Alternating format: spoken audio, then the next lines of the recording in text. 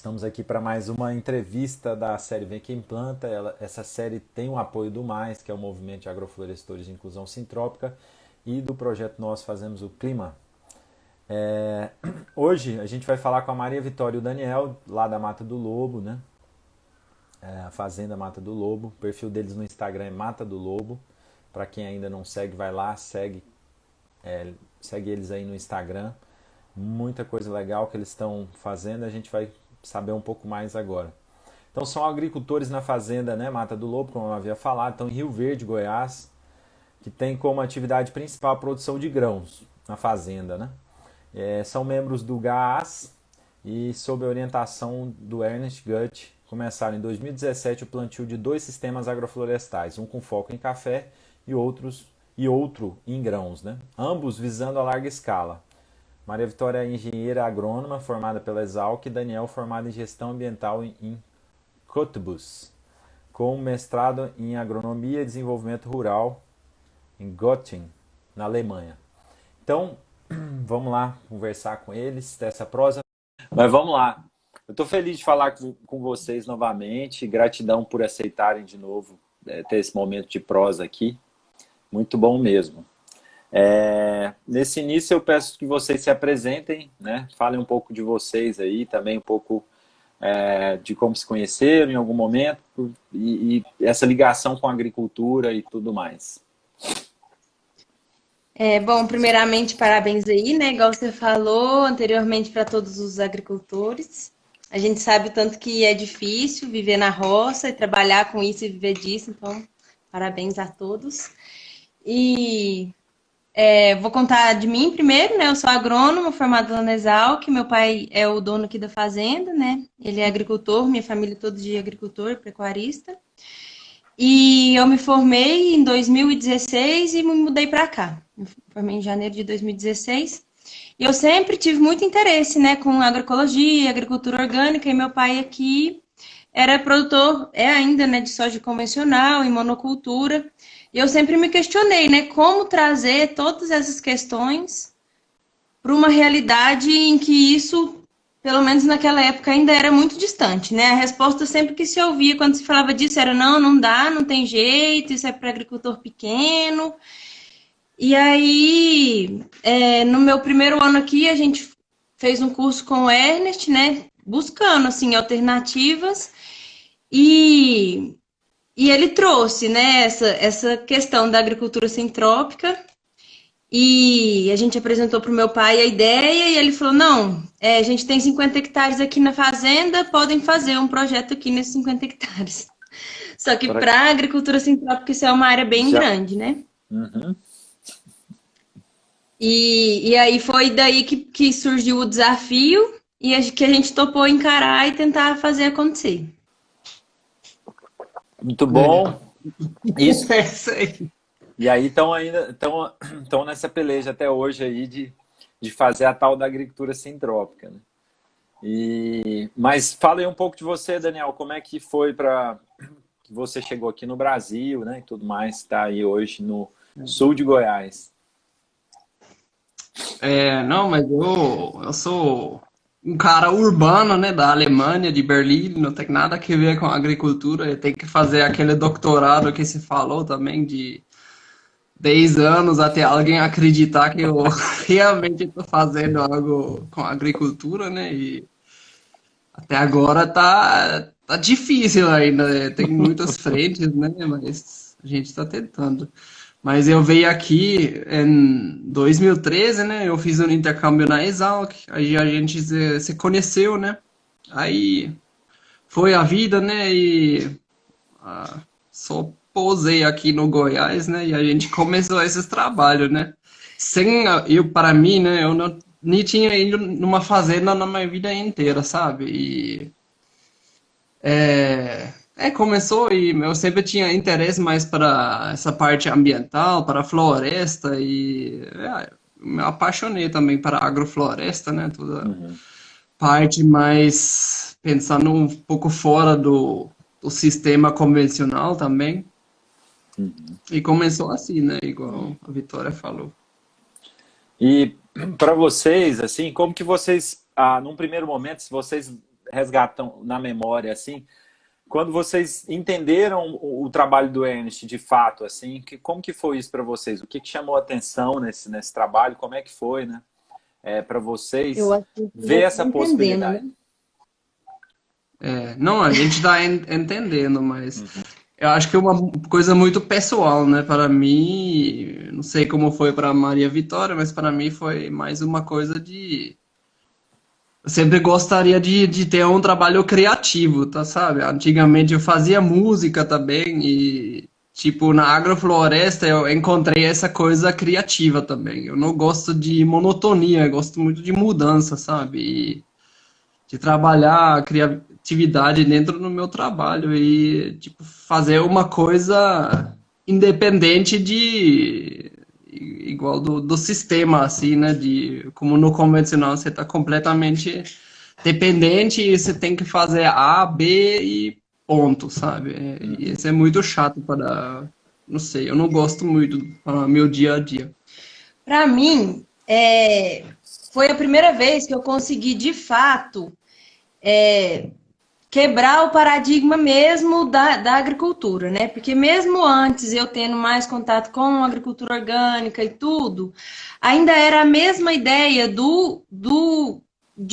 o agricultor ser o ator principal na tomada das decisões, né? Ele conhecer, né, a maior parte dos sistemas e controlar, né, para tomar as próprias decisões. Já na agrofloresta, é uma questão mais de se colocar como uma engrenagem do sistema, como parte dele, e de aprender a ouvir, né, o sistema, o que ele está te falando, a entender a natureza. E isso nunca tinha sido colocado para mim. Nem na universidade, nem em nenhum outro lugar. Eu acho que esse que é a verdadeira chave, né? O que traz a transformação real, mesmo depois, na agricultura convencional, na monocultura, trouxe várias transformações lá também, quando essa chave virou, sabe? Isso eu também, né? Eu acredito que muitos de nós estamos nessa busca de compreender essa capacidade que a gente vai desenvolvendo à medida que a gente vai trabalhando com a agrofloresta, também de fazer a leitura do ambiente, né? Do sistema que a gente está criando, mas também dos sistemas naturais. É comum, né? Vocês conhecem também muitas pessoas que passam a olhar para as árvores diferente, né? Depois começam a entender os ciclos que existem dentro da própria dinâmica da floresta, né? Então, muito bom vocês poderem dar esses relatos, né? Porque para vocês que decidiram fazer isso, né? E estão vivendo hoje, trabalham, claro que eu acredito que tem outras atividades que vocês tenham aí na fazenda, mas eu acredito que a maior parte do tempo vocês estão pensando em como adaptar as máquinas ou como que vai ser o próximo talhão, ou avaliando o que foi feito, não é isso? Isso. Então, assim, vocês estão de fato querendo levar isso adiante. E para as pessoas conhecerem um pouco mais, Maria Vitória, né, e Daniel, vocês poderem contar um pouco dos objetivos hoje e das áreas que vocês têm plantadas aí na Mata do Lobo, né? Para que a gente possa falar depois de alguns aspectos que estão relacionados a essa experiência de vocês. Quer falar? Eu vou falar um pouco por exemplo, dos dois sistemas, Das que áreas. a gente inicialmente tentou fazer um sistema de grãos, né, e um de café, né? Só que como na agrofloresta é tudo dinâmico, né, a gente fez o sistema de grãos, né, escolheu um espaçamento bem, tipo, perto demais, de 7 metros entre linha, né, plantou mogno, eucalipto, banana.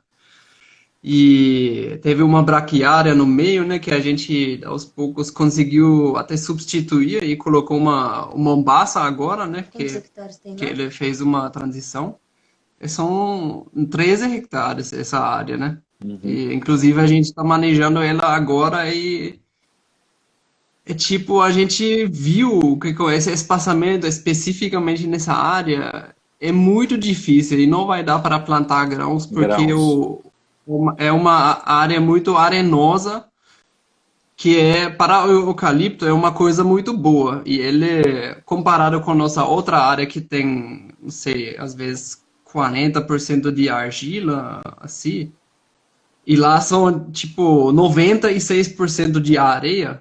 E esse Uhum. eucalipto, eu nunca vi uma coisa bombar assim. Depois de uma poda, ele vai imediato, ele já vai embora e em 3 meses tá fechado de novo tudo. E aí, por exemplo, para a gente colocar grãos, principalmente o milho, que precisa de muita luz, é complicado. Essa área aí, não é? Essa área aí. Isso. Só que Aí ele a estava ideia bem no início, seria né? plantar aí a ideia é seria plantar os milhos na entrelinha, né? Com Uhum. espaçamento de 1 metro entre as linhas de milho. Aí ele tava com o quê? 1 ano, não era esse sistema nessa Essa foto? tá bem pequeno ainda. É, E tá, aí, por exemplo, agora que tá com 2 anos e meio, a gente já tá fazendo a segunda poda. E é Tá assim, ficando. sombreamento de, sei lá, Eu medi, 80%. eu mandei uma foto de um eucalipto lá, que tá meio grande, ah, aí eu medi o é de tamanho da lá? copa, né? Esse daí. É, esse Isso. aqui, esse tamanho da copa é já depois da poda apicada. Agora a gente tá fazendo a segunda poda, né?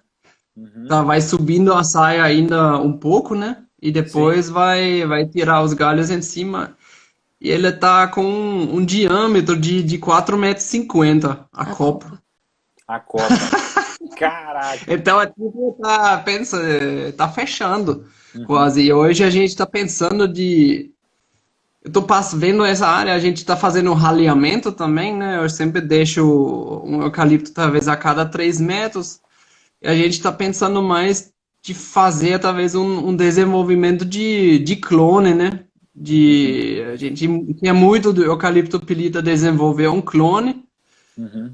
e usar para a produção de madeira, né, para novas áreas, porque o problema desse eucalipto de semente também é a inconsistência, né? Às vezes você planta ele e você precisa da matéria orgânica, mas em certas situações, tipo, simplesmente tem muitas falhas, assim, e para É. mim, principalmente no café, eu não gosto muito de conviver com isso. Por exemplo, no Aham. café a gente hoje planta os clones já desenvolvidos. Aham. Então, só para as pessoas que estão acompanhando. Então, essas Uhum, duas áreas são as principais. Essa de 13 e uhum. tem a outra que foi para o café de. Não, a outra do café hoje a gente tem 3 áreas. É, tem uma de 7, que é a mais velha, a nossa mais, tipo, Onde a gente aprendeu experimental, mais, né? aprendizagem, né? Aham. Que a gente planta, tem hoje, tipo, modificou essa área, tem umas linhas de eucalipto a cada 16 metros, que é essa Essa? aqui, né? Isso, é. É, Essa foi a primeira. Uhum. mas planto nas linhas do café agora muita moringa, mandioca, né, guapuruvu, mas já avisando também para a colheita mecanizada, né, para derrubar tudo na época da colheita e depois deixar rebrotar, né. Rebrotar. Tem umas Tem uma área de 4 hectares no fundo que a gente plantou em novembro. Aí a gente já usou os clones, né? Usou eucalipto Ouro Grandes, plantou manga de semente, jambolão. E aí tem sempre uma linha de árvores e uma de café. Uhum. E a terceira? E a terceira ela já tem agora 1 ano e meio, né? E ela é para ser 2 linhas de café e uma de árvores. Esse foi o desenho que a gente mais gostou. E a gente fez tantas mudanças assim, porque nosso projeto é para completar de área de agrofloresta com café 50 hectares nos próximos 4 anos, né? Então a Uhum. gente vai aumentando progressivamente.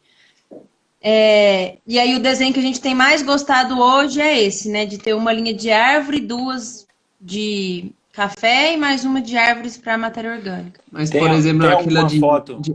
que mostra esse Hum? desenho, Mavi, dessas que você mandou? Tem, tem. Essa daqui, Não, Não, né? essa daqui é agora a mais velha, né? Que tem café agora já. que é É a. uma que ainda não tem plantado as mudas de café. Então, só as linhas preparadas, as leiras, a gente vai entrar sempre. A ideia nossa é entrar sempre com café no segundo ano. Mas você mandou uma foto. Andei. Vou sinalizar ela aqui para você. Não é aqui. É, se quis, Não. marca ela aqui no WhatsApp Vou que eu vejo, aí eu com- coloco pro pessoal. Então hoje tá em torno aí de uns. Tá quase 30 hectares, é isso, Mavi? E Daniel? É total, né? 30 Uhum. hectares hoje, é. Uhum. Então vamos Eu te mostrar mandei. aqui. Ah, eu vi aqui. Então vamos lá. Deixa eu ver. Deixa eu abrir ela aqui, porque ela aparece pequenininha aqui. Será que foi a única que eu não baixei? Parece que foi, né? Não é essa. Ela não tá aqui, Não. Mavi. Eu acho que algum Essa aí é do eu fui sistema baixando. de. Aham. Essa é do sistema de. Não, esse é o do que tem. Não. Achei. É Esse essa? aí. Essa. E esse aqui tem um esquema também que agora a gente vai, em dezembro, né? Vamos entrar com café, plantar um café adensado, né? A cada 70 centímetros. E cada 10 café a gente vai, tipo, pular. Então, não plantar o café e, em vez do café, plantar um guapuruvu, né? Que a gente vai deixar constantemente no sistema, né? E Uhum. sempre quando tiver a colheita mecanizada, a gente vai podar ela no chão, assim. Tá. E vocês vão entrar com alguma placenta junto com o café ou não? Das placentas que vocês já Sim. testaram, o que vocês avaliam de que foi positivo, o que não foi positivo de estar junto com o café como placenta? A placenta, a gente hoje vai optar para moringa, né? Cada pé de café recebe a moringa. Mandioca. Se tiver a maniva aí disponível, e chega na época certa, a gente planta mandioca, né? Aham. E de vez em quando também um mamão, um pé de mamão, né? Só Uhum. Acredito que o Daniel, vocês tenham recebido alguma ligação. Eu imaginei. aí a gente planta o mamão também, né?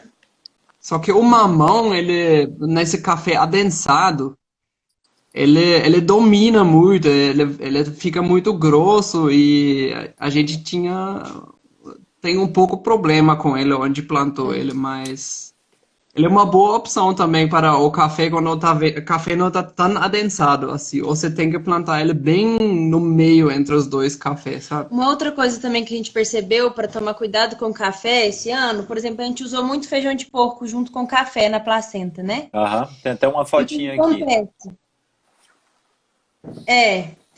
Ele adensa muito rápido, ele produz muitas folhas muito rapidamente. E aí, Você não as pode. folhas do café, como o café é pequenininho ainda, as folhas ficam muito grandes. E aí, quando você vai fazer uma poda, alguma coisa, o café precisa se readaptar à influência da luz depois. Então, é bem complicado, assim, essa questão da placenta no começo com a incidência de luz, sabe? É uma coisa que tem que tomar cuidado. E o feijão de porco, ele protege muito, e aí depois, quando você vai tirar ele, Machuca. machuca. E ele também, acontece muito dele tombar o tronco, e às vezes cair em cima das mudinhas de café, então a gente optou por não usar mais o feijão de porco. Mas em uma área menor, que você consegue manejar ele bem na hora certa, é uma ótima opção. Só que pra gente que é uma área maior, tudo, a gente decidiu não usar ele mais, não, nesse caso. A gente vai agora trabalhar com ele diferente, no preparo dos canteiros, antes de vir com as mudas um ano antes. Entendi. Como Porque você adubação já. mesmo. É o Legal. caso dessa foto aí. O lance do feijão de porco é o time, né? Se a gente perder o time dele, Nossa, ele é um ele é um problema. pesadelo. É um, é um pesadelo, é um problema. Mas é isso, muito bom. E o que vocês consideram como assim o principal desafio que vocês classificam de tudo que tem aqui? A agrofloresta em si é um grande desafio fazer agrofloresta. Mas o que vocês consideram hoje que é um grande desafio para vocês? Que ainda, vamos dizer assim, o Daniel ainda perde uma parte do sono ainda coçando a cabeça para poder resolver assim. Tá ligado a... o que mais prende a atenção de Acho vocês que nesse sentido, assim, como desafio mesmo, dentro da agrofloresta? quer falar uma coisa primeiro e depois Tem eu. vários desafios, né? Bom, mas acho que o primeiro e o principal é aquilo que eu te falei, que ao mesmo tempo é a mudança e o desafio, né? Disso, de saber ouvir, porque muitas vezes a gente fica preso naquela coisa, né? De, mas o que eu tenho que fazer daquilo que a gente aprendeu, da gente ter a solução sempre e não só parar para olhar o que o sistema está me dizendo, sabe? Isso é um desafio, assim, imenso, que é de percepção pessoal, desse desenvolvimento pessoal, né? Ninguém vai me ensinar, eu tenho que fazer para eu aprender a observar. Então, isso é o desafio principal para mim. Aí vem outros práticos, que são o maquinário, desafio constante, assim, da gente ver o que tem no mercado, o que a gente já tem fazendo, o que pode se usar para conseguir fazer aquele trabalho específico, mesmo que ele não seja feito da melhor forma possível, mas que ele seja feito de uma forma que, né, não seja tão prejudicial.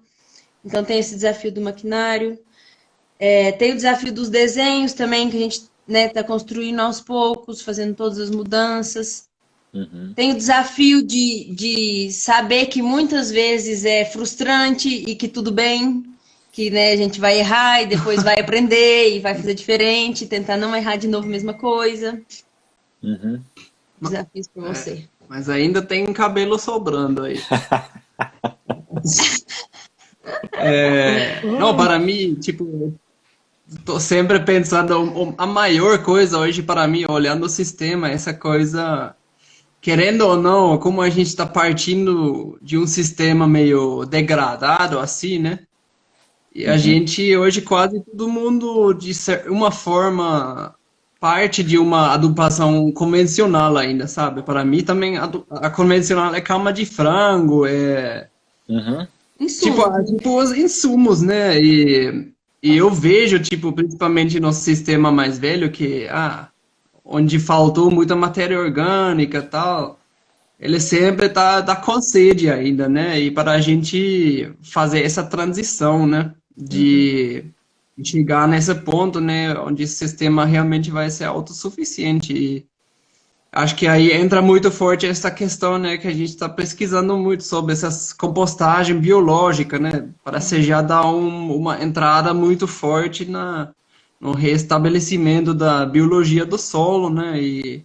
Então, é mais ou menos assim, né? Resumindo mais ou menos o que ele falou. Obrigado. Eu acho que como partir de um sistema completamente degradado, né? Que é o que a gente tem hoje nas áreas agrícolas de monocultura, de soja e milho. Fazer um desenho que não seja super complexo, que a gente não consiga fazer em larga escala, e nem super simples, que deixe de possibilitar um equilíbrio futuro, né? E que mantenha essa entropia. Compactação é o desafio absurdo que a gente tem em todas as áreas. Acertar a placenta certinho para fazer, ter matéria orgânica suficiente para a vida de volta. A gente está tentando com a compostagem.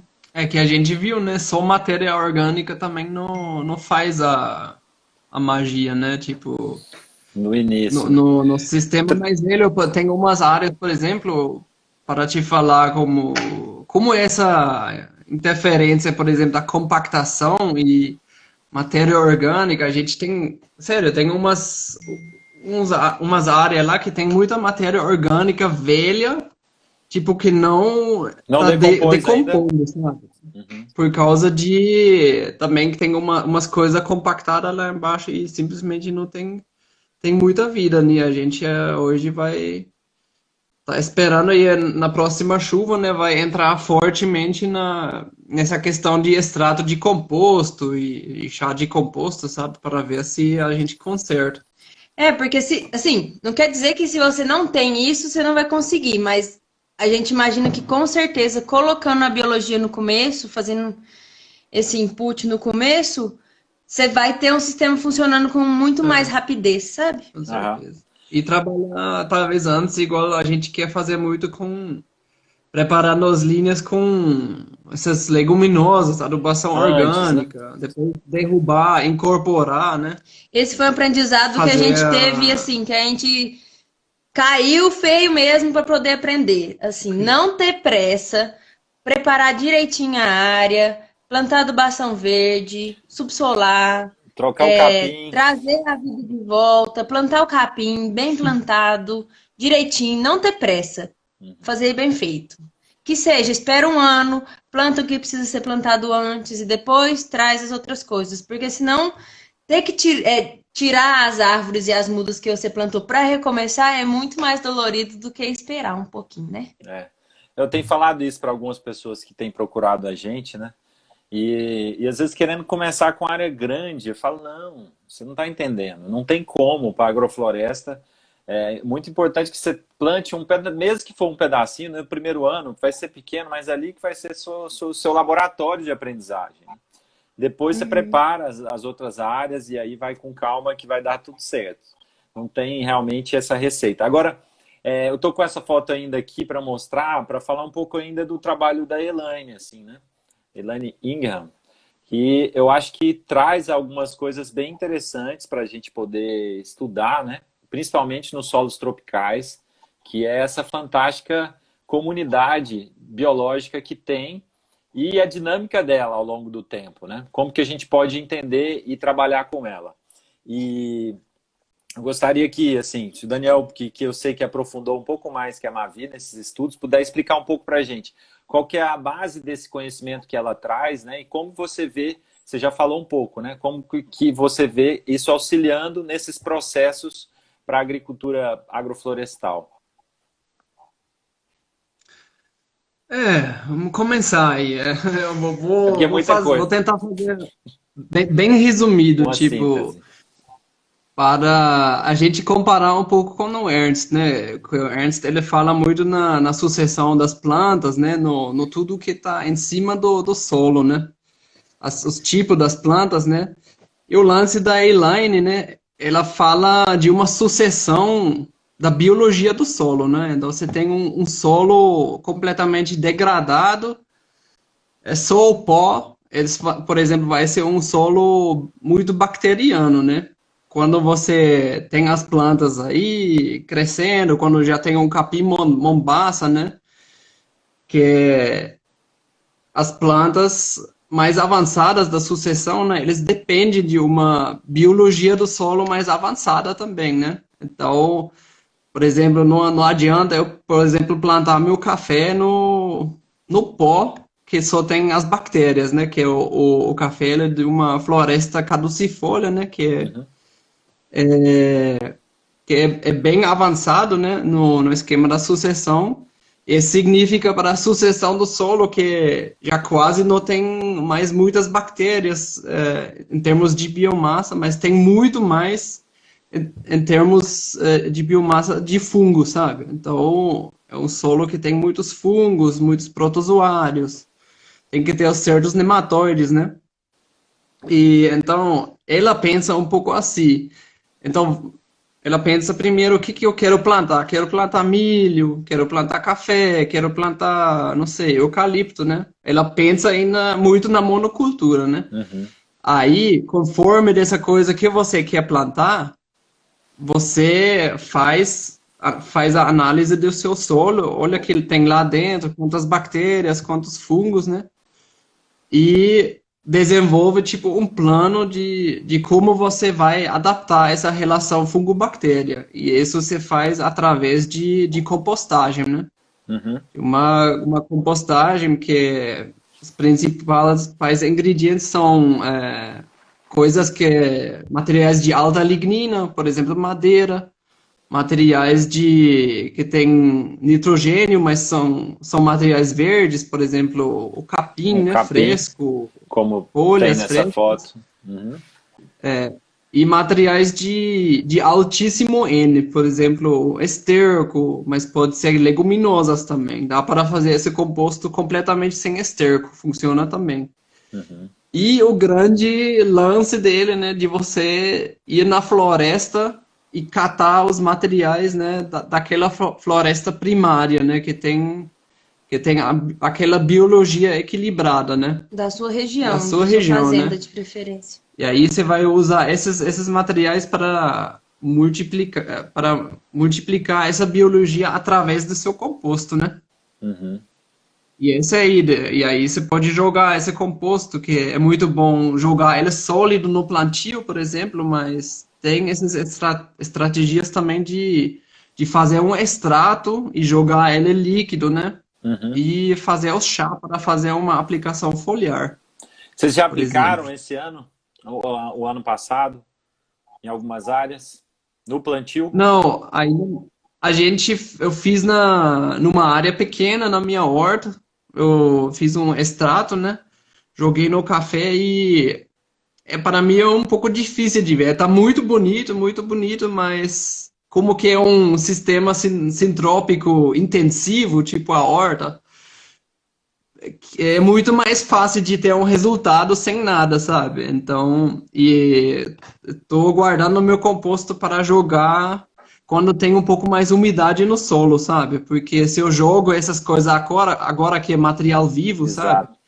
A probabilidade é muito alta de, tipo, eu jogar, né, e morrer na De seca. morrer. Então eu vou perder minha aplicação. Essa é uma coisa que tem que considerar também. Mas esse ano também é a primeira vez que a gente está fazendo as leiras grandes para aplicar na lavoura de monocultura também, né? Na soja e no É. milho a gente vai aplicar e a gente vai ter resultados realmente consistentes para ver se, né, qual que é o resultado de fato É que dessa aplicação. na verdade a gente vai fazer um experimento também, né, de pegar várias taxas de aplicação do composto sólido e plantar soja em cima, né? Uhum.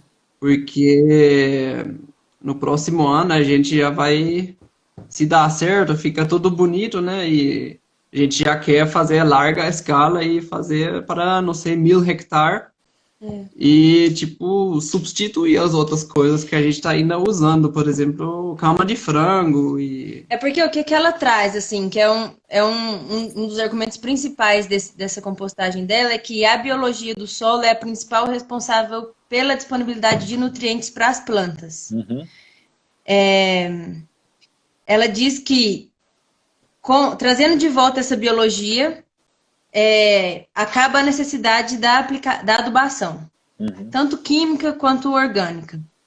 Que todos os solos, isso ela diz, né? A gente não tô te falando que eu tenho experiência prática, né? A teoria dela. Que todos os solos do mundo têm condições de alimentar as plantas, só que como não tem a biologia ali para liberar os nutrientes, você tem que Você tem aplicar os muito, nutrientes exato, de você tem forma. muito nutriente indisponível, né? E a vida no solo que vai disponibilizando, não é isso? Isso. Uhum. E aí a gente tá trabalhando nisso para testar aqui e ver se dá certo de usar essa Mas é uma coisa tecnologia muito nova. legal, porque composto agora eu tô entendendo um pouco como vinho, assim. Tipo, a gente fiz minhas primeiras leiras experimental acho que foi em janeiro.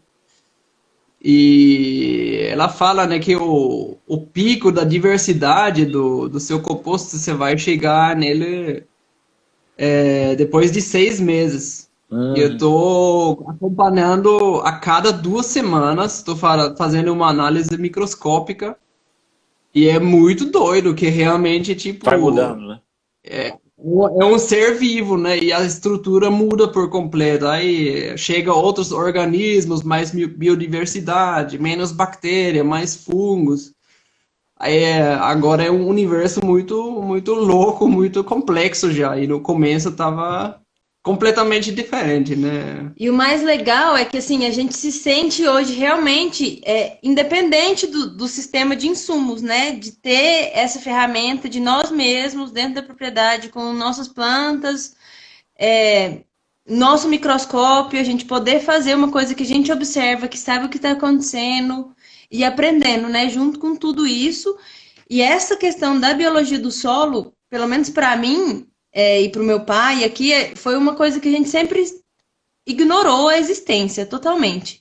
Fechou os olhos. Na universidade eu vi muito pouco sobre isso e hoje eu entendo como sendo essencial e principal e de muita importância, sabe? Uhum. E que, né, é ainda muito ignorado por todos os sistemas agrícolas aí. A maioria deles. Até mesmo quando a gente conheceu a agricultura sintrópica, foi muito pouco falado sobre isso, né? Uhum. Falava que voltaria a biologia do solo, que seria importante, mas não, eu não entendi como sendo tão importante como a Elaine trouxe para mim depois, sabe? Com Então, eu vejo isso certeza. como um casamento perfeito. É, A agricultura sintrópica com o Soil Food Web, né? Que é o nome do programa dela. muito bom. Eu acho que esse casamento é bom, sabe? Desses conhecimentos. Porque, querendo ou não, se a gente fizer também uma agricultura de processos, como o Ernest propõe, né? E se a gente puder acompanhar como que vai ser essa dinâmica, mesmo que a gente não faça aplicação, é provável que essa dinâmica do solo vai acompanhar o desenvolvimento do sistema. E é bem provável que com o avanço do sistema, bem manejado, né, em áreas que tenha uma pluviosidade elevada, né, que em muitas áreas do Brasil a gente vai encontrar ao longo do tempo mais fungos do que bactérias no solo. Isso vai acontecer natural. Mas se a gente puder trabalhar isso de maneira específica ao longo do desenvolvimento de algumas culturas, eu acho que a gente ganha muito, né? A gente introduzir alguns grupos antes, né? Eu acho fantástico essa possibilidade. E no início eu vi até o Ernest um pouco resistente. Hoje em dia eu sei que o Fernando, né, foi atrás de conhecer o trabalho da Elaine e eles estão lá no CPEAS fazendo alguns experimentos e estão encantados, né? E eu quero me aprofundar mais futuramente também para poder testar algumas coisas. E muito bom que vocês já estão aí avançando, fazendo esses estudos, que eu acho que vai ser muito bom para que a gente possa evoluir juntos nesse sentido, né? E podendo aprender com vocês aí também. Para a gente... Essa prosa é muito boa. Eu gostaria de ficar falando um montão do trabalho da Elaine, da biologia do solo, que eu acho que é a base da agricultura. E a Mavi, né, falando assim, viu muito pouco na agronomia, né? E esse é um relato de muitos agrônomos que falam isso. A gente espera que no futuro a gente tenha mais, né? Porque é a base, e só depois que a gente vai descobrindo que a base da agricultura vem pela manutenção da vida no solo. Eu delonguei muito aqui nessa prosa, né, para falar, mas eu quero mostrar aqui um pouco para quem está assistindo o que o Daniel falou, assim, uma condição de terra degradada, né? E eu não sei se foi a Mavi ou o Daniel. Então essa foi a primeira área de plantio de vocês, de 2017, né? Isso, E era uma área de soja. isso. Aí depois tem umas fotinhas aqui. Aí já não vai aparecer a data aqui, mas acho que 2018, né? Tá aparecendo ali bem. E aí a Isso. mesma área, 2019. Vocês tiveram que reformular algumas coisas. E a mesma área aqui, agora. Agora 2020. Já tá com café. É, Muito bom para as pessoas isso. conhecerem. E aí, quando eu perguntei para vocês lá atrás dos desafios, vocês não colocaram como desafio, colocou as máquinas, mas não colocou como desafio o trabalho de manejo dessas áreas, né? É um desafio para vocês manejar esses 30 hectares ou está sendo de boa? É um trabalho que vocês gostam de fazer? Tem aqui uma fotinha. É gostoso, né? Mas dá muito. Sal espremido, esse gostoso. Dá muito trabalho, né? E principalmente a gente sempre volta no assunto das máquinas, né? Você vê essa plataforma aí. Também a gente só tá com ela porque meu sogro tá usando ela na obra, né? Aham. Que a gente tá fazendo uma fábrica de ração aí na obra tá precisando. E a gente tá roubando ela para 2 semanas aí. Mas o problema dela é, tipo, ela não suporta inclinação. Ela suporta só 5 graus de inclinação. E sempre quando tiver mais, ela apita e fica meio louco. E eu vou ter... daqui a pouco, eu acho que aí nessa semana a gente vai mandar ela para aquela área maior de 13 hectares. Aham. Onde realmente tem uns trabalhos mais... muito mais trabalho de poda de eucalipto para fazer, e lá a gente tem umas curvas de nível, sabe? E vamos ver, eu acho que... Mas assim, de tudo que a gente testou até agora, ela foi o que chegou mais perto do que a gente deseja que a poda seja feita. Então a gente consegue chegar pertinho, do Do tronco, tronco. fazer essa poda mais delicada. É, Tem um rendimento ok, Uhum. né? A gente fez. é meio lento, mas a máquina perfeita para isso já tem no mercado aí, que tem na Espanha, que essa máquina aí, ela pesa 6 toneladas. Tem isso também, ela é muito pesada. E tem uma na Espanha, acho que ela pesa 3 toneladas e ela é autonivelante, assim, né? Ela Ela suporta tem. inclinação até 30 graus, eu acho, é muito, muito doido. Muito bom. Eu já vi umas dessas. Na Austrália, eu acho que é aquela que o É. Thiago, né, já mandou, que ela tem Isso, três pontos de é, apoio, né? cherry picker. Cherry Uhum. picker, yeah. Então, Mas a gente conseguiu fazer aí, eu acho que são 6 hectares, não são? Que a gente fez? Fez a parte de cima também, né? Não, fez. Mas Mas foi foi em muita 5 coisa. dias, assim. Então não é uma é, coisa extremamente demorada, sabe?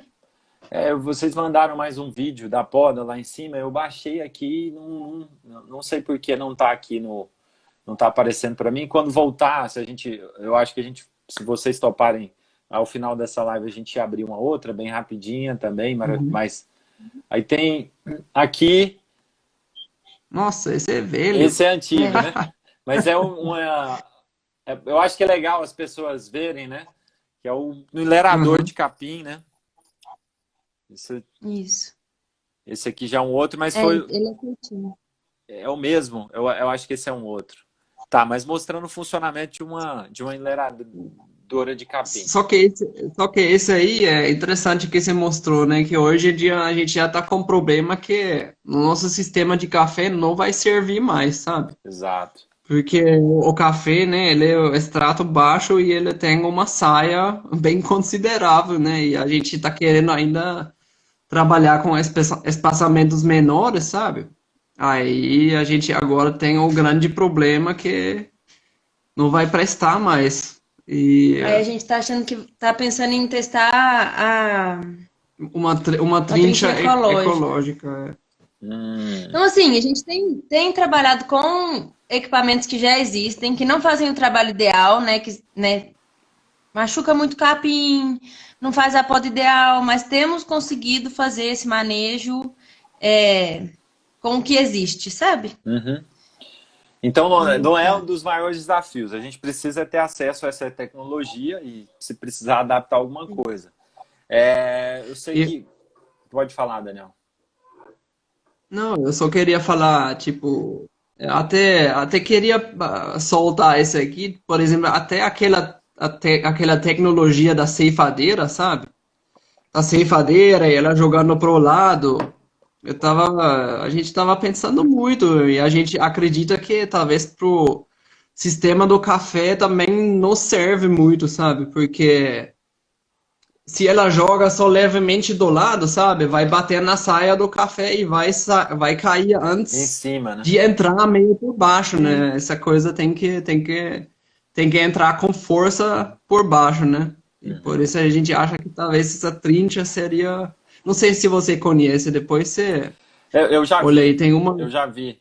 é, Davi com Ela lá. joga lateralmente, né, a matéria orgânica, não é isso? Meio que por baixo da saia, não é isso? Só que a gente já imagina, né, que a trincha ela não vai fazer o corte ideal, né? Esse é o problema, mas outra vantagem dela seria você pode jogar umas galhadas também, né? E ela tritura também e joga Pode. pro lado, né? Assim, feijão, um tronco de Uma feijão po... de feijão guandu, ou sabe? Umas podas de sobra galho de de eucalipto. galho de eucalipto, né? Fiquei pensando nisso realmente. Ah, muito bom. Depois eu vou salvar direitinho aqui, para a gente mostrar um pouco lá também do triturador nas linhas, né? E Uhum.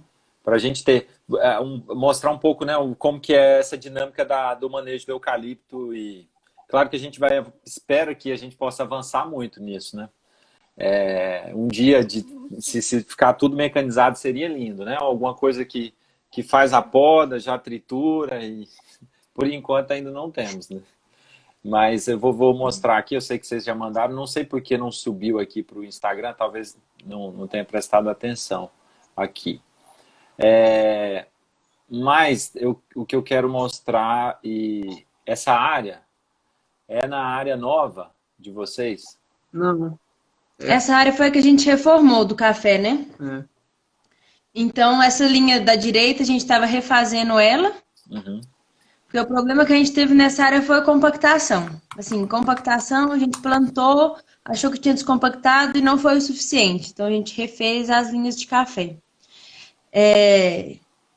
Aí, né, fizemos uma haste de subsolador, passamos ela bem profundamente, e aí as linhas dos eucaliptos a gente deixou. E aí dá pra ver, né? A gente começando a linha. Daí Refazendo. como é que a gente faz? A gente subsola, joga o composto, passa a enxada rotativa, planta o café e enlera o capim. Muito bom. Uma pergunta para vocês. Vocês aí no desenvolvimento do trabalho, vocês ainda têm, assim, como objetivo fazer alguma área experimental para grãos, adaptar alguma coisa e testar, ou está fora do radar por enquanto? Por enquanto, eu vou falar a minha opinião, né? Não sei o que você acha sobre isso. Por enquanto, para mim, tá meio fora do radar, por quê?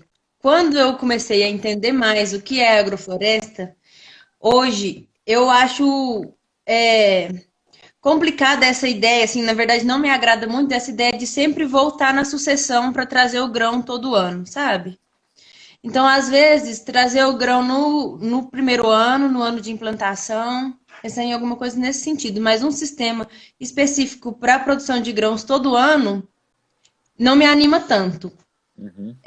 Talvez aquele sistema que a gente já montou, a gente está pensando na possibilidade de colocar o limão Tahiti ou alguma outra cultura no meio, que conviva junto com a floresta na sucessão, sabe?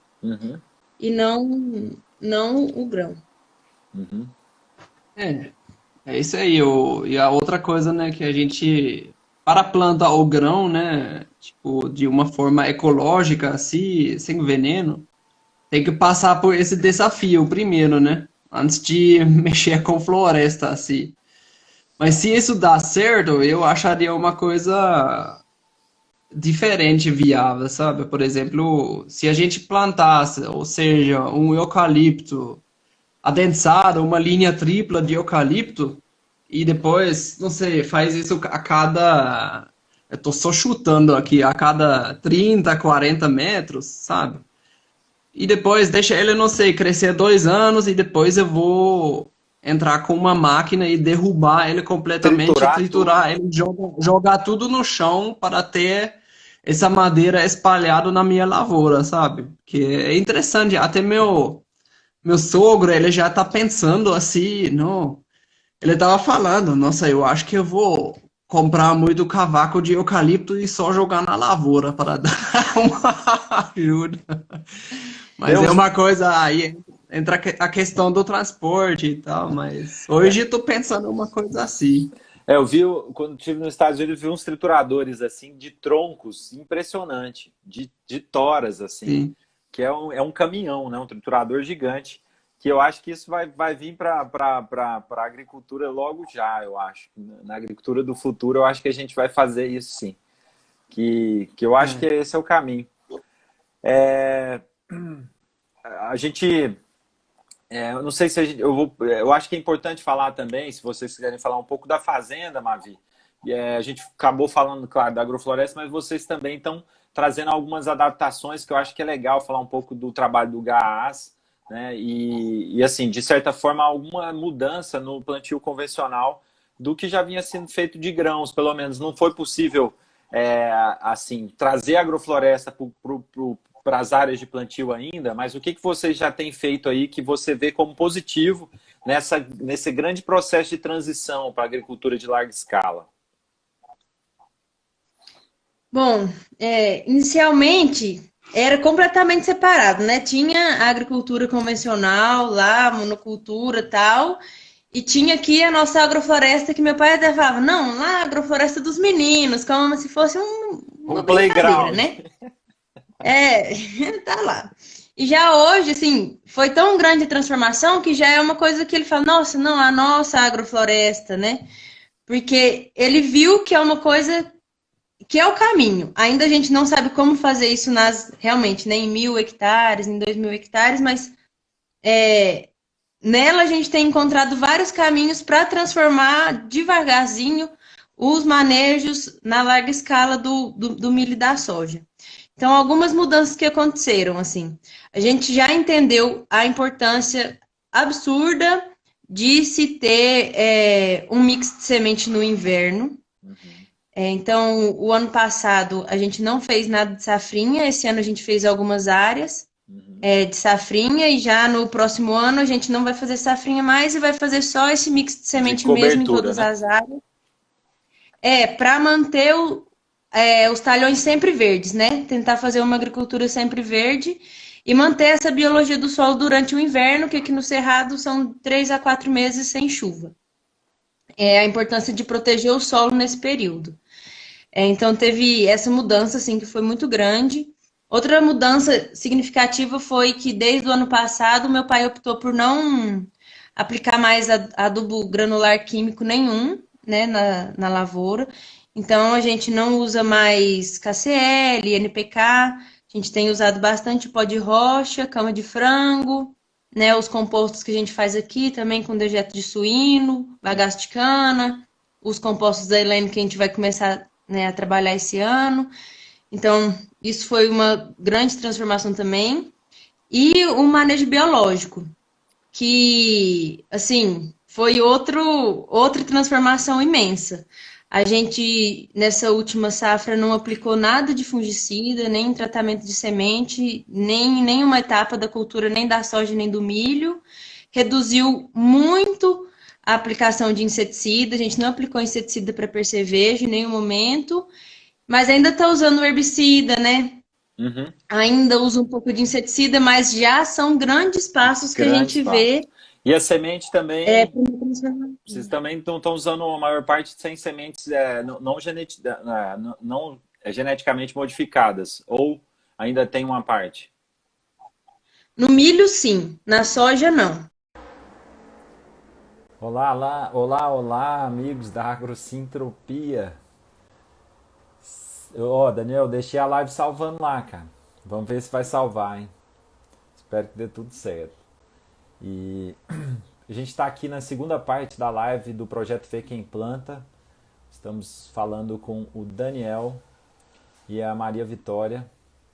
E o pessoal que estava aí acompanhando a live, né? Que está voltando. Um casal jovem, né? Dispostos a fazerem agrofloresta em larga escala, né? Com disposição. E eu acho que falar com eles é também... que me motiva, né, de falar com eles. E tem outros casais jovens também se dedicando à agrofloresta, e é poder inspirar, né? A gente sabe que tem, às vezes, muitos filhos de agricultores que ouviram por muitas vezes: não, isso não é possível. Não, isso não é possível, fazer diferente, não. Não, a gente já tem a receita aqui do dinheiro, vamos dizer assim, né? E às vezes, com um pouquinho mais de conhecimento, que é o que eles estão buscando, pela agrofloresta, pelo trabalho da Elaine, né? Por se inserirem em grupos de troca de informações, como o GAAS, né? Que é o Grupo de Agricultura Sustentável, e eles fazem parte. Isso tudo possibilita que a gente tenha uma experiência, mesmo com todos os desafios, bem sucedida de transformação no campo, né? Então, no Dia do Agricultor, falar com 2 jovens agricultores que estão dispostos a fazer uma agricultura diferente, né, em larga escala, isso é fantástico. Para mim, né, é motivador e inspira para continuar levando essa mensagem. Maria Vitória estava falando da cultura de soja. Não sei se você lembra aí do que você estava falando, mas... É que... Bom, o que acontece? Na soja convencional, a gente plantou aqui, né, há 3 anos atrás, e a gente percebeu que, se você tem um sistema de plantar a soja sem uma cobertura de solo e tudo, os desafios com herbicida são imensos. E a gente acabou usando muito mais herbicida na soja convencional do que na transgênica. Então, a gente está com esse desafio agora de melhorar nosso sistema para trazer a soja convencional em um ambiente que ela né, propicia um manejo com menos uso de herbicida. Então, a gente ainda está usando a soja transgênica, mas o milho a gente planta convencional. Tá. Só uma pergunta. Enquanto eu estava falando, estava travando essa live para você, Mavi? Um pouquinho. Travou algumas partes, né? O pessoal estava falando que estava travando aí. Mas vamos lá. Espero que tenha ficado alguma coisa registrada aí. Você tá aqui, cara? Você entrou aqui no quarto? Ih, rapaz, fala oi. Fala oi aqui pro pessoal, então. Fala oi, pessoal. Olá. Fala oi, Mavi. E Daniel. Daniel. Opa! Cresceu, é? Tá crescendo, rapaz. Só o fermentinho. Mamãe já vai buscar ele aqui, né? Então vamos lá. Você quer escutar um pouco da live? Você ficar em silêncio aqui pode ficar de boa. Mas eu sei que você fica na prosa. Mamãe vai com você, depois você vem, tá bom? Assim fica aqui. Ai, ai, vamos lá. Então,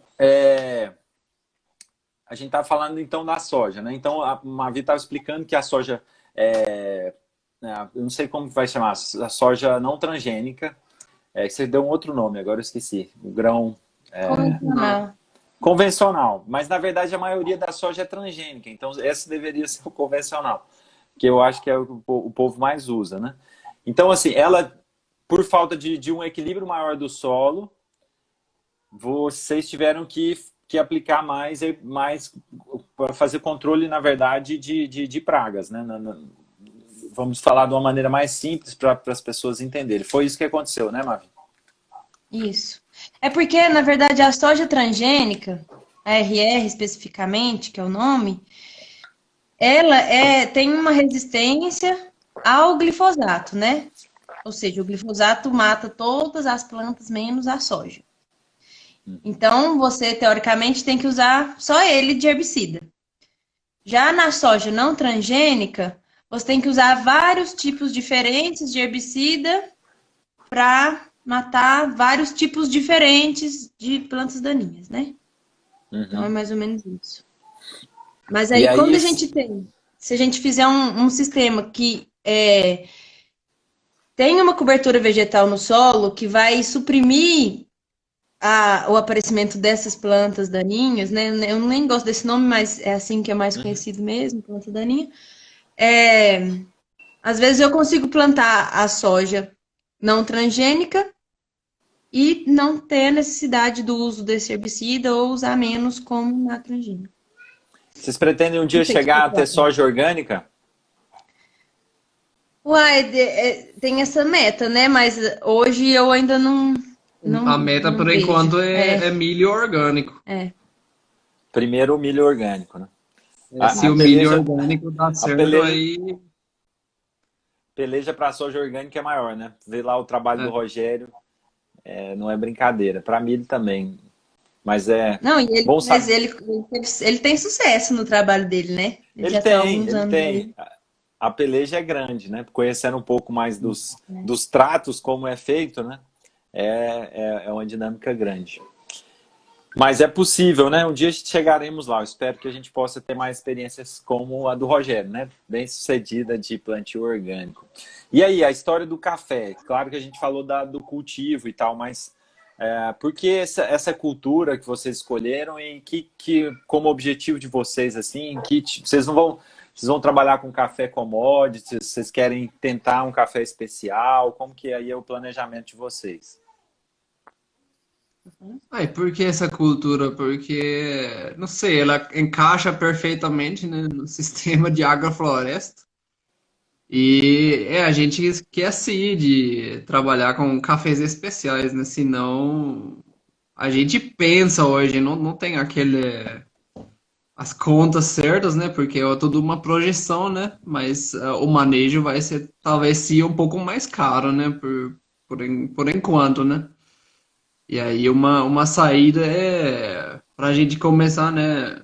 Com a certificação orgânica, né? Já paga muito mais, né? Que hoje em dia a gente ficou até surpreso, né? Que o mercado de de cafés orgânicos no Brasil ainda não é tão grande, né? Eu pessoalmente achava que deve ter muito café orgânico. E para quem sabe de café, fala nos cafés orgânicos que você acha no Brasil, é melhor não beber. De baixa Tipo, qualidade. porque a qualidade da bebida é muito ruim. É um paradigma, por exemplo, que a gente tem um consultor agora que está ajudando com café, um pouco nós, né? Que tem muitas coisas particulares que tem que saber sobre o café e é muita coisa, e é coisa, detalhes, né, que é importante. E ele fala mesmo que. Agora eu esqueci o que eu ia falar Opa. do orgânico. Nossa, tem Não, uma. ele fala que os cafés de qualidade não são orgânicos. Muitas vezes também porque o café orgânicos, por si só, já tem um preço mais elevado no mercado, né? Então as pessoas Aí não o se cara. dedicam É. tanto para a qualidade, sabe? Uhum. Não, é por isso eu queria falar que é um paradigma que você tem que quebrar. Que a gente tem que quebrar, tipo, café orgânico pode ser bom também, né? Porque quase existe pouco esse aí, né? Então, Exato. vai ser esse o primeiro E desafio, às né? vezes nem orgânico, o próprio café sombreado dentro da cafeicultura, assim, conversando com os cafeicultores, não é muito bem visto, né? Uhum. Não produz É, e que não tal. produz, assim, tem muito preconceito quanto ao café sombreado. E mesmo a gente, antes de implantar o sistema, fez algumas pesquisas, né, na bibliografia, tudo, e realmente muitas pesquisas são feitas e são cafés menos produtivos, mas é porque são cafés que não têm, não estão no sistema de poda, não tem a luz para ajudar no florescimento que é necessária, né? Então são várias questões e vários detalhes que não estão em pauta hoje em dia, nem nas universidades e nem nos cafeicultores, né, nas mesas de conversa, e que fazem bastante diferença na produção. Então, são todos desafios assim com o café que a gente tem que aprender, tem que construir. E esse caminho vai ser lento ainda, a gente entende isso, porque a gente não é produtor de café, né? A gente é produtor Vocês de vão ter que grãos. desenvolver um know-how, uma expertise para o café, que é um mundo à parte, né? O café é um mundo à parte, é tudo uma Tem história, principalmente pós-colheita. colheita, pós-colheita e processamento, aí torra, seleção, né? Aí tem tudo armazenamento para manter a umidade quando o grão ainda não foi torrado. Aí tem todo aquele universo para o café, né? É Mas, uma ciência, né? mas assim, do ponto de vista, eu avalio que do ponto de vista de mercado, temos ainda um mercado grande. Como o Daniel mesmo falou, a gente tem poucas ainda as opções, né? Sim. E eu acho que o brasileiro ele ainda não aprendeu a tomar café. Então, quanto mais as pessoas começarem a tomar café bom, mais a gente vai ter mercado para café. Então, tem gente falando assim, até ontem, conversando com uma pessoa, ela falou, não, porque eu não estou querendo plantar café na agrofloresta, porque está todo mundo plantando, vai ser igual eucalipto, depois não vai ter mercado. Mas para a gente pensar no café especial, eu acho que não é por aí. A gente ainda tem muito mercado aqui internamente e o mercado internacional também, o mercado de fora, que está aí para um Sim. café especial. A gente não concorre ainda com café colombiano, por exemplo.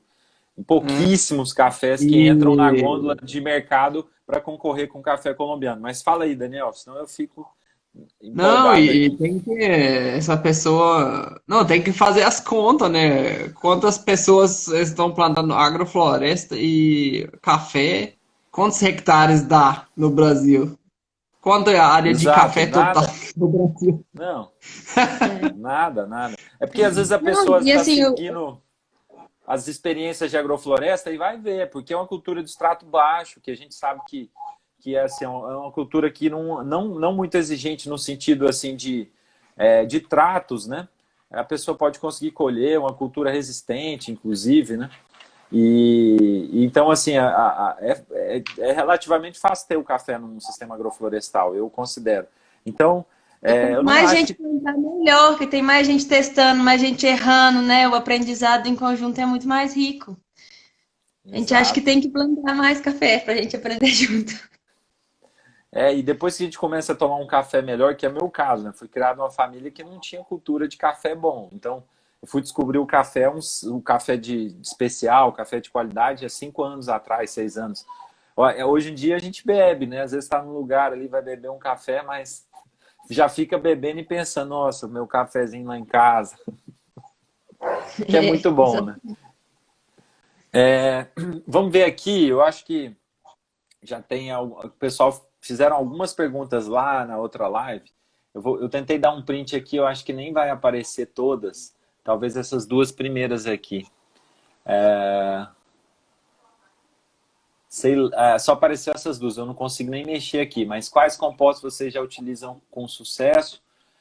O Daniel falou um pouco, são pilhas de compostos com material com muita lignina e nitrogênio, né? E inocular eles com material coletado nas matas, não é isso? E eu acho que é bom deixar claro dois tipos de compostagem, né? Porque tem essa compostagem da Elaine, que o foco é a biologia do composto. A gente não foca tanto na quantidade nutricional do composto, mas sim da quantidade de fungo, bactéria, protozoário, nematóide benéfico no composto. Esse é o foco. Aí tem o outro composto que a gente usou na lavoura o ano passado, que a gente, né, comumente chama de composto também, que é você fazer a leira, e na época a gente usou o ano passado cama de frango e pó de rocha, Sim. e deixa chegar nas temperaturas, né, sobe a temperatura, revolve, sobe a temperatura, e esse a gente considera a quantidade nutricional. É tipo um composto organomineral, sabe? Aham. Aproveitar aqui, porque... Mas diga, Daniel. Não, nada. Tá, fica um composto organomineral, né? Aí estão perguntando aqui se vocês já utilizaram Azoxystrobilo. Sim. Né? Principalmente na lavoura de milho, né? Que ajuda muito. A gente até fez um grande ensaio aqui. A gente plantou um pivô, porque o milho ele é mais exigente no nitrogênio, né? A gente plantou um pivô só usando azospirilos, né? Como fonte de nitrogênio. E o outro a gente usou outras fontes, né? Usou a cama de frango e tal. E aí estamos aguardando o resultado. Estamos na colheita agora. Vai ser interessante. Mas assim, aqui a gente usa os micro-organismos isolados, né? A gente tem o tanque de multiplicação no farm também. A gente usa os produtos comerciais isolados também. E tem o composto da Elaine, que aí muitos micro-organismos juntos, né? Legal. Estou ansioso para ver também os resultados da dinâmica da vida no solo com adição, aumento de carbono e que vocês estão fazendo, que eu consegui baixar o vídeo para mostrar para o pessoal, que aí é a poda triturar, né? Tá triturando a poda do eucalipto, né? Do destopo do eucalipto, não é isso? É isso. Muito bom. E aqui, porque o vídeo não fica bem centralizado, mas aí mostrando a poda apical do eucalipto, né? Antes de triturar da linha de eucalipto, para o pessoal que estava acompanhando aí, para poder ver também.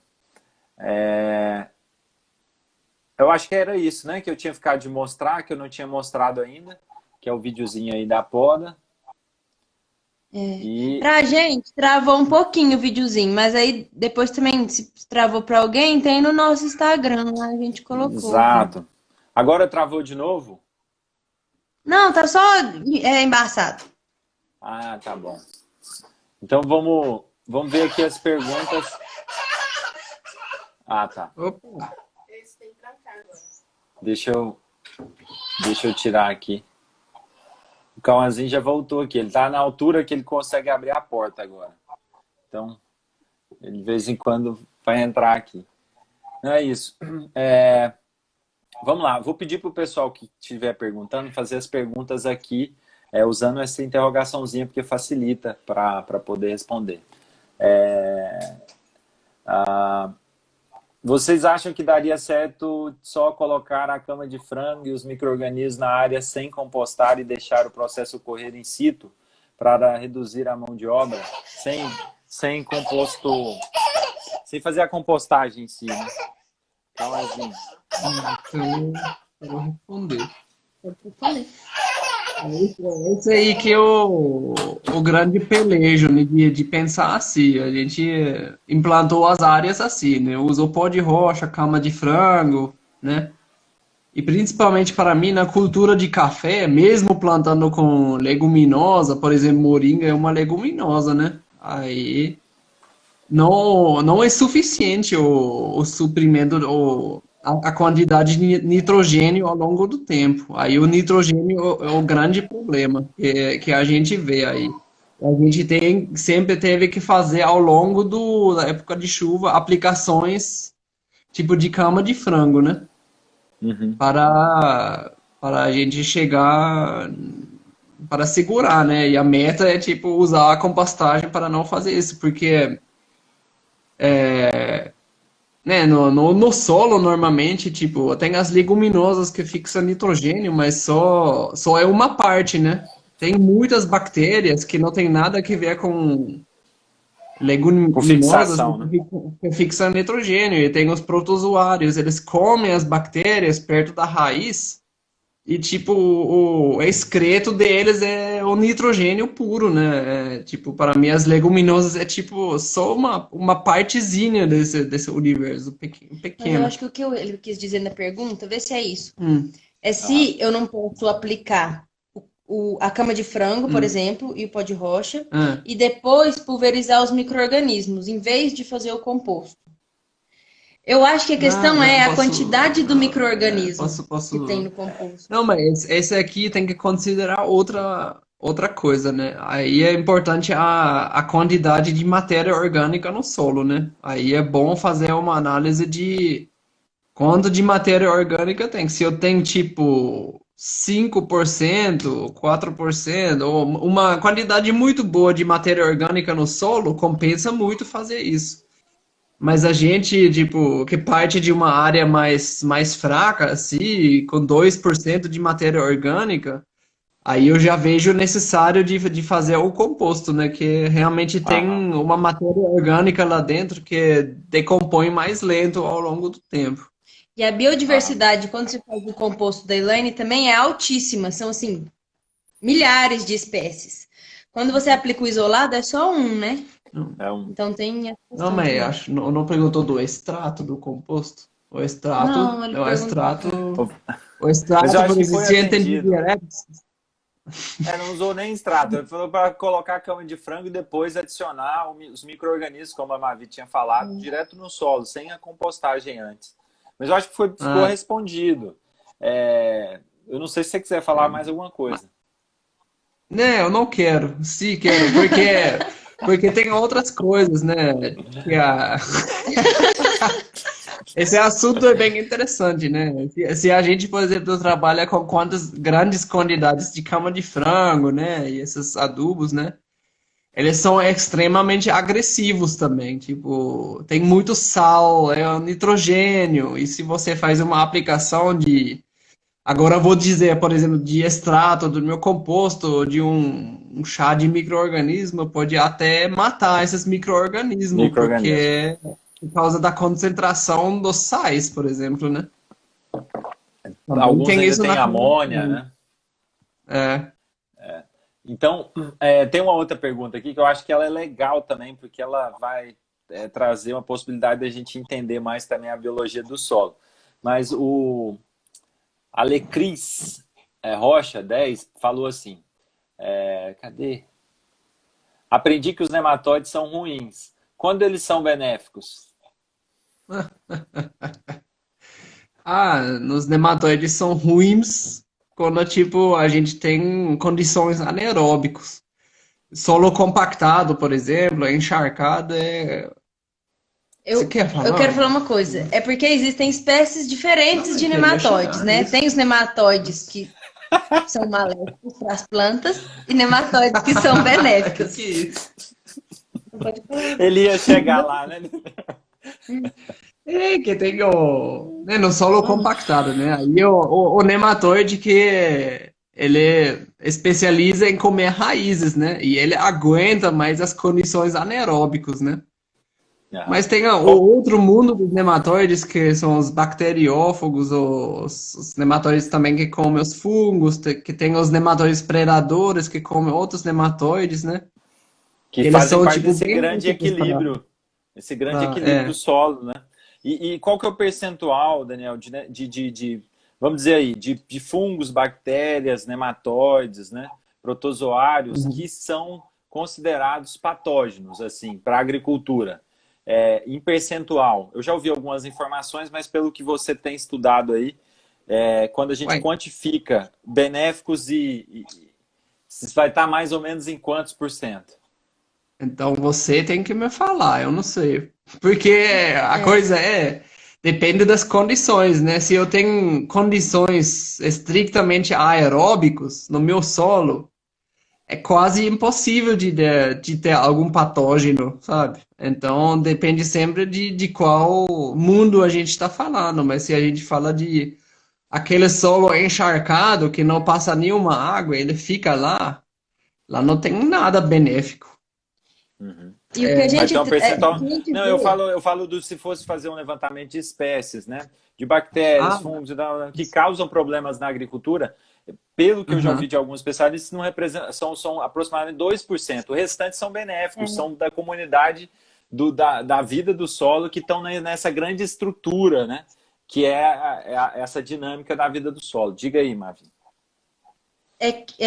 mas a questão é essa, né? A maioria dos nossos solos agrícolas estão em condição favorável para esses 2%. Para esses 2%, E exatamente. é compactado, chove, a água fica represada e fica anaeróbico. Qualquer produtor que seja, né, de soja e milho, ele vai reparar nas áreas dele que onde tem maior incidência de nematóide nas raízes é a área onde tem alagamento, perto das Uhum. estradas, né? E ali começa e vai se espalhando com a compactação. Então, mais uma vez, né, o problema não é o nematóide, mas sim nós, seres humanos, que fizemos do sistema o contrário do que a gente quer no final das contas, né?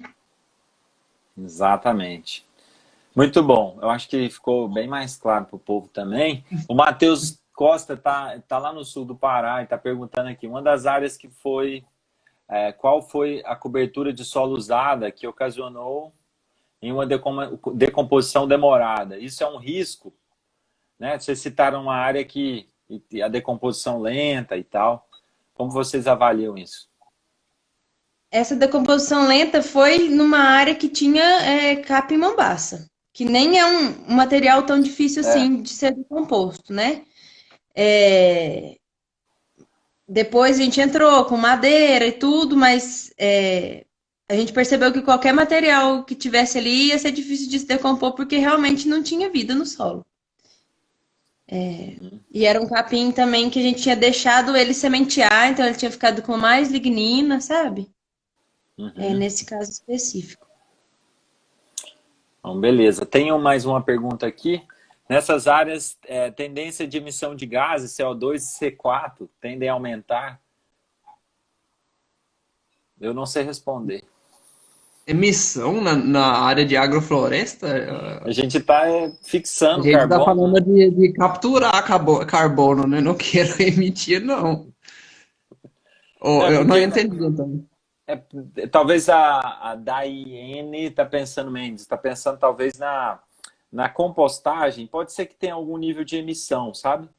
Mas é muito pouco. Eu acho que nas pilhas ali, na decomposição, pode ter sim um pouco de emissão, mas no processo de agrofloresta, de plantio, a gente está fixando muito carbono, inclusive colocando, adicionando carbono no solo em grande quantidade. O máximo que a gente conseguir fixar vai ser benéfico para a nossa agricultura. Então, a gente trabalha para fixar o máximo de carbono possível.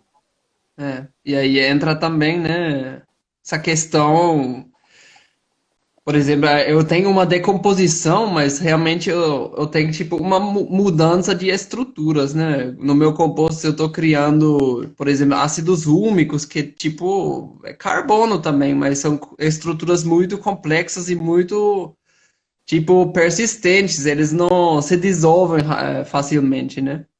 E eu tenho essa criação de fungo e recomendo para cada um pesquisar essa coisa que do fungo é muito legal, que é tipo uma máquina de fixar carbono, né? Tipo, uma célula de um fungo muito velho, ela pode chegar até uma relação de carbono-nitrogênio de, acho que foi 2000 por 1.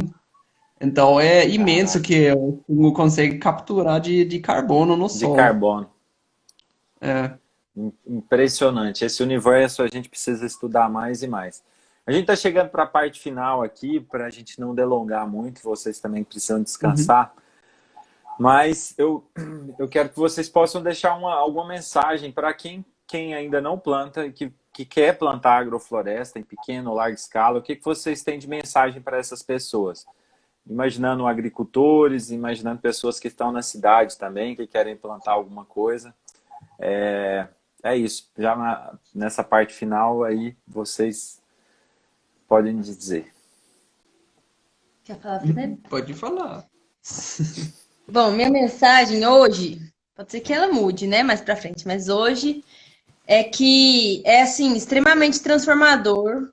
É uma coisa que eu trabalhar, né, vim morar na fazenda, eu moro aqui já fazem 4 anos. Foi um divisor de águas assim na minha vida, do meu entendimento de quem eu sou no planeta e qual a minha função, e como eu posso me colocar a serviço disso, né? E essa transformação, ela acontecer na cidade é mais desafiadora. E estando no campo, assim, foi muito bom. Então, eu sou uma incentivadora muito grande de todos aqueles que querem, né, começar a trabalhar com agricultura, ou já trabalham e querem se dedicar mais a isso. E dizer que é desafiador, não é fácil, né? Muitas vezes é frustrante, mas é um crescimento contínuo e maravilhoso. Então, vamos fazer isso. Legal. É. E tu? E não, só aquela coisa, né? Faz uma área de teste, começa pequeno. Se você quer Até caiu o investir na celular larga aqui. escala, né? Aquela coisa, faz 200 metros quadrados, tenha paciência, você tem muito tempo. Porque depois é realmente uma coisa que você corre atrás, né? Vai arrumando os erros, tipo, a vida inteira, né? E às vezes você dá vontade de derrubar uma coisa, né? Que às vezes é bom também, terapêutico e tudo, mas não precisa ter isso. Você me lembrou de uma coisa, né? Eu já acompanhei o Ernest em algumas visitas de áreas plantadas assim, e há muitos relatos, né? De que aquilo que ele fala assim, a pessoa mostra para ele e pergunta, e aí, o que eu devo fazer? Aí ele fala assim, derruba tudo, começa de novo, Né? né? Mais ou menos por aí. Mas o aprendizado é muito grande, né? Então, eu acho que o que a Maria Vitória e o Daniel tá falando é isso, assim, ter cautela, né, que o Daniel falou, mas a Maria Vitória já incentivando que faça, então as duas coisas são importantes, a gente fazer e também Uhum. ter essa cautela de fazer um pouco menor mesmo para a gente testar, né? Então eu acho que isso é muito legal. E eu sempre faço uma perguntinha, que talvez vocês já tenham falado alguma coisa aqui, mas pode ser bem curtinha a resposta. Assim, qual que é o grande poder da agrofloresta para vocês? Bom, para mim é o de reconexão, né? Até meio filosófico, assim, mas é o de reconexão mesmo, de me entender como parte da natureza e não como, eu vou ali na natureza ver o que está acontecendo, sabe? Mas me entender como parte e me entender também em construção. E isso foi a agrofloresta que me ensinou e me ensina muito até hoje. Esse, para mim, é o maior poder dela, assim. Para você. Nossa, eu até concordo com isso aí. Não, é realmente grande o poder, né? E para mim, sério, eu sempre entro lá e uma coisa eu sempre olho, né? E não para de ser um mistério, assim, tipo, cada dia tem alguma coisa nova que você olha e não. sou tão pequeno assim, na verdade eu não tô entendendo nada. Isso. E essa é Isso até aí, uma gente. coisa que é um desafio assim que traz para a agricultura toda no geral, né? Que às vezes vem a se perguntar, mas para você qual que é o por que que a agrofloresta é desafiadora assim? Para mim é desafiador porque vem na contramão de muitas tecnologias que têm surgido para a agricultura, né? Que é Uhum. o de distanciar o agricultor do campo, distanciar as pessoas do É, campo. Então, aqui você tem um tablet que você vai acompanhar a sua lavoura do seu apartamento na cidade, de onde você estiver. E já a agrofloresta não, ela traz um reaproximamento, nem existe essa palavra, né? Uma reaproximação Reaproximação. dá para entender. do, do agricultor no campo, né? Ela exige essa presença. Eu acho que isso é um desafio imenso também. Muito bom, gente. Muito legal falar com vocês no dia de hoje. Gratidão por vocês aceitarem falarem comigo novamente, né? 1h30 aí de prosa, ou quase mais do que isso. E gratidão mesmo. Sucesso nos plantios aí de vocês. Espero voltarem para Obrigado. visitar em breve, tomar um cafezinho. Tudo bom? Beleza, E a obrigada a você, gente Murilo, pelo prosear. convite, ainda mais num dia tão especial aí, Dia do Agricultor. Valeu mesmo pela confiança, pela parceria sempre. Tamo Obrigado. junto. Tamo junto. Valeu, gente. Tudo de